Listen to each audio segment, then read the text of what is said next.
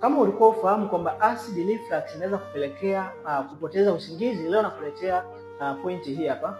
Unapokuwa umelala usiku, kama una shida ya acid, mara nyingi huwa inalazimika kupanda kwenye koo la chakula tunaita esophagus. Kwa inapofika huku inakuja kuleta mchakato mbovu, hasa katika mfumo wa upumuaji, unakuwa unapata shida.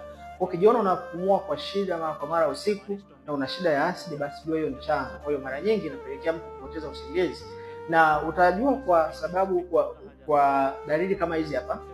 Moja, utajikuta kwamba unakuwa unapumua kwa shida kama hivyo, lakini cha pili utajikuta ukiamka asubuhi unakuwa unahisi kama kichefuchefu, unahisi kama kuna machungu fulani. Hiyo ni sababu ya pili. Kwa hiyo kama ni mtu ambaye huwa unapitia hizo dalili au unakosa usingizi usiku, jua kabisa acid ndio sababu. Kwa hiyo tatua changamoto hiyo ili kusudi ufurahie usingizi wako kuwa mzuri zaidi. Endelea kunifollow kwa ajili ya kujifunza zaidi, kwa ajili ya kupata masomo kwa kina juu ya afya ya mmeng'enyo wa chakula. Afya bora, afya ni mali, afya